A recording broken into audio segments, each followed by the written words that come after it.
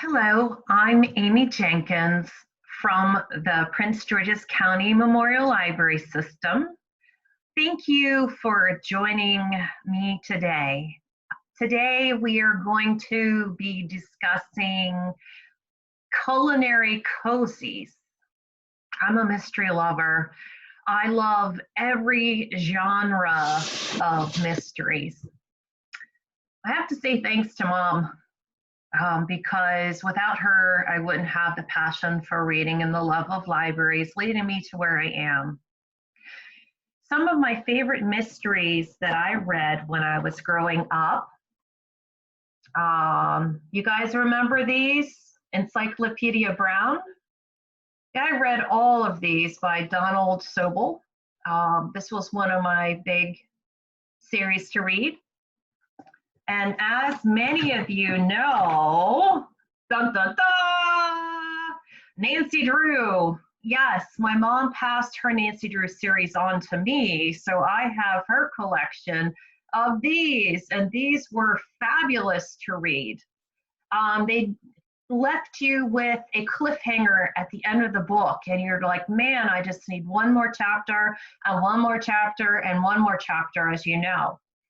And one of the other mysteries I grew up on and liking too was The Westing Game by Ellen Raskin. This was just a cool figuring out like what happened in the book. I guess it's kind of like that analytical part of the brain wanting to go and figure out things. So these are kind of the things that laid the foundation for me loving mysteries. I love to hear how you found out about loving mysteries and what some of your influences were. But today's topic, we are dealing with cozies. Now, as we know in general, mysteries is a genre of fiction where usually there is a dead body, a murder has happened, or some other kinds of elements that a crime has occurred. So that's the basic skeleton of a mystery. And one thing when we're talking about different kinds of mysteries, if we're talking about layers of mysteries, at the very base, the kind of gentlest kind of mystery is what they call a cozy. So basically in a cozy mystery, a body has been found, a murder has occurred, but there are no details about anything other than the murder than finding the body, period. So one thing is that you don't have to worry about blood, gore, or any of those other kinds of details because it's a cozy, it's a dead body. And for some people, they find that okay because they might find getting more details might be upsetting to them. So if somebody's wanting a gentle form of a mystery, cozies are really the way to go. Now, there are a ton of different kinds of cozies that you can have cozies on different hobbies, on different locations. You can have cozies on occupations. You can have cozies on animals. You have senior sleuths that are cozy. There are British cozies. So there's just cozy heaven here. So I cannot discuss all of those today, but what I'd like to discuss is one of my favorites, which are culinary cozies. So culinary cozies is what it sounds. It revolves around food in some respect. And I have three favorite cozy authors that I have read over a period of time, and I'm excited to share those three with you. Plus, I wanted to highlight one other author. So the first person I wanted to share with you is sort of a grande dame of foodie, and that's what I call it, foodie cozy mysteries. After all, who doesn't like food? And let me give you a little preface by just saying that two of the topics, if you know anything about me, are so appropriate. Foodie mysteries, one of the queens is Joanne Fluke, and she actually writes under her own real name. And so the settings for Joanne Fluke's book take place in Lake Eden, Minnesota. That's kind of interesting because as people who look at reader's advisory, sometimes the role of setting is important because people can be attracted to different things, somewhere where they grew up or somewhere where their family member lives. So the role of a setting can be really important, but this takes place in rural Minnesota. Now, the main character in this book is a young lady named Hannah Swensen. So Joanne Fluke, when she wrote these stories, started in the year 2000 with a book called, are you ready? Chocolate Chip Cookie Mysteries. Now, I really think you should have to eat a plate of chocolate chip cookies when you're reading this, because in a glass of milk, because that would be totally appropriate for this. That book came out in the year 2000. Now, before we get into that, I wanted to give you a little bit of a description about the character and how the role of characters play in regards to books. Some people have different qualities and characters they like, whether it's something they identify with themselves. How well is a character described? How much detail does it go into? So I can tell you some facts about Hannah. Hannah is in her late 20s. She is outgoing and friendly. She has the tendency to put her foot in her mouth, which we can all do at some point. And she has a fiery temper, which matches her fiery hair. She's also a little bit of a tomboy.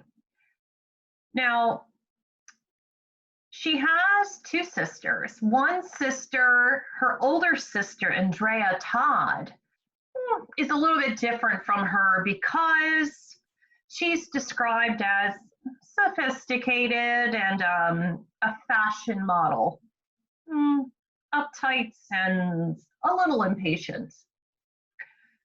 And Hannah has a younger sister, Michelle, and she's just described as being away at college. So that's kind of laying a little bit of foundation about the characters. So another interesting character per se is her cat, Moishi. Moishi is a very interesting cat because he has the ability to spring right out at her as she opens the door. Every single time is a wonder if she's going to be smothered by Moishi. Sounds like an interesting kind of cat. And there are two other potential friends or love interests that kind of repeat themselves over and over again in the series. So we have Norman, the very nice dentist, and we have Mike, a police officer. So you have to read the series to see how the plot evolves. So let me give you a brief description of Chocolate Chip Cookie Mystery Book 1. When a delivery man from the Cozy Cow Dairy is found murdered behind her bakery with her famous cookies all around him, Hannah Swensen, master cookie baker and super sleuth, sets out to find, in an appetizing mixture of one quirky sleuth and a spoonful of suspects. Just a piece of tidbit of information for you, because I'm one of those people who loves quirky tidbits and facts. So if you're ever playing a game of trivia, maybe this is something that you can use. Some of these books were actually made into Hallmark movies, so that's pretty cool. And Allison Sweeney played the role of Hannah in the series. So that's a little bit of factual information just to liven up a little bit of a party. So just wanted to let you know that this particular series is still in print. Joanne Fluke, coming in September 2020. is writing her 26th book, The Christmas Cupcake Mystery. I am super duper excited to look forward to this next iteration of her foodie mysteries. And I hope you give this a consideration as an entry into the culinary cozy world.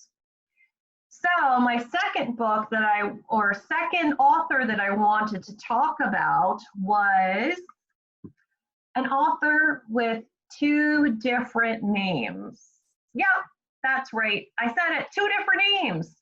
So it is Joanna Carl, and who's AKA Eve Sandstrom.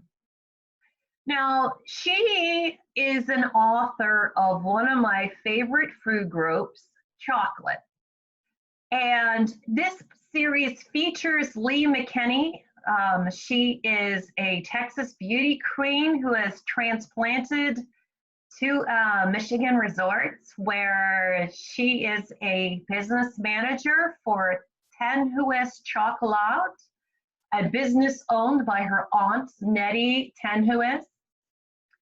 She is unique in description because she is 6 feet tall and a half Dutch blonde. So, but Lee is often underestimated because she gets tongue tangled when she's nervous. In addition to a mystery, the book features a behind-the-scenes look at the business of making fine European-style bonbons, yum, truffles, and molded chocolate. Nice, they bring it on. The setting of the chocolate books is a fictional resort town of Warner Pier, Michigan. The quaint atmosphere of gorgeous beaches draws thousands of tourists and summer visitors. Many are wealthy, and many come from families who've owned houses for hundreds of years at the site. New housing has attracted professionals who are commuting from larger cities. So book one is called The Chocolate Cat Caper. Book two is called The Chocolate Bear Burglary. And book three is called The Chocolate Frog Frame Up. So unfortunately, this series has ended. The last book was called The Chocolate Bunny Brouhaha. That was book 19. So there are 19 books in this series to enjoy. So as you go along with the series, you get to know the characters and get to know little idiosyncrasies within the characters. Now, my third and last culinary cozy I wanted to talk about today, drum roll, Cleo Coyle. Cleo Coyle is a pen name for a husband and wife team, Alice Alfonsi and Mark Saracini. The Coffee House Mysteries, which you must enjoy with a cup of coffee, involves quirky characters who work at the Village Blend landmark coffee house in New York City's Greenwich Village. There are a total of 18 books in this series so far, so there are so many to enjoy. The first book is called On What Grounds? Claire Cozies left an unhappy marriage and a job she loved to raise her daughter in the suburbs of New Jersey. She now comes back to Greenwich Village once again, managing the historic Village Blend coffee house for her mother-in-law. On her first day back, she finds a barista unconscious and at the bottom of the stairs. A New York City detective rules it an accident. Yet the barista was a graceful young dancer. How could she trip? Claire investigates, teaming up with the last person she ever expected. Eye roll. Her rogue ex-husband. Book 2 is called Through the Grinder, and book 3 is called Latte Trouble. Yeah, there's latte trouble if I don't get a latte. So this is a fun series. You can check out the website at coffeehousemystery.com, where it has some interesting facts. Now, one of the great things about all of these books so far is that all of these books have recipes that you can either enjoy looking at or you can enjoy making something out of. Sometimes I just like looking at it, but the cool thing is that it's tied into something that is a recipe used in the chocolate shops or in the cafes, or cooked in the actual book itself. So that's kind of cool to have that kind of tie-in. One of the other fun things about these books is that they deal with amateur sleuths. So all of these characters are amateur sleuths who do something else in addition to stumbling into trouble.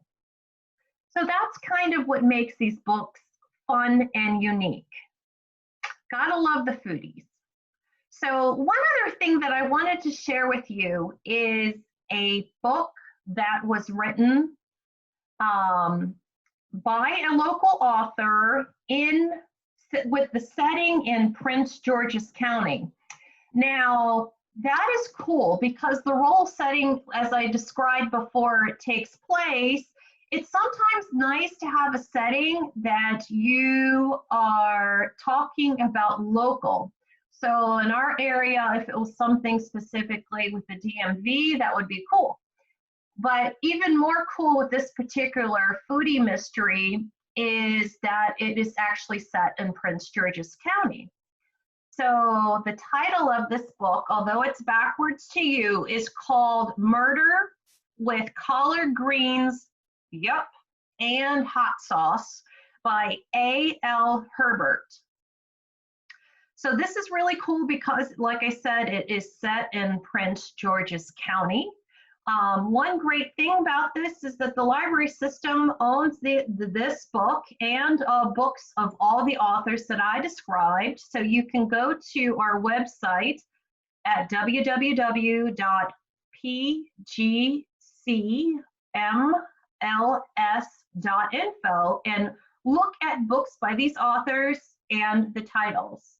But I want to give you just a little tidbit of information about what this particular book is about.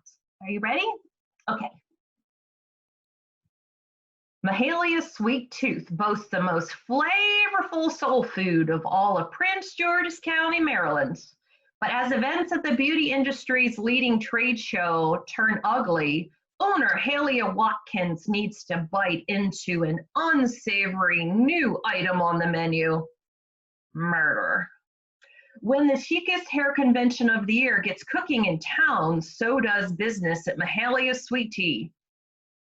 Halia can barely handle the influx of customers looking to satisfy their appetite. After spending the day surrounded by outrageous runway styles, as buzz builds around beauty mogul and pop culture icon Monique Dupuis, collard greens start moving out of the kitchen faster than models strutting down the catwalk. Now that's kind of moving. But the glitz fades the moment Monique is found shot to death. Yes, can you believe it? Turns out the glamorous entrepreneur's vanity empire was stained by bitter rivalries, explosive affairs, and backstabbing schemers for fame and fortune. With more suspects than ingredients listed on a bottle of deep conditioner, Halia and her cousin Yvonne rush to discover who pulled the trigger before the conniving culprit dishes another deadly surprise. Well, how could you not want to come and grab this book, Murder with Collard Greens and Hot Sauce by A.L. Herbert? So I wanted to thank you for joining me today in this Reader's Advisory Mystery Cozy Edition. Stay tuned for other Reader's Advisories to follow Thursdays at 7 p.m.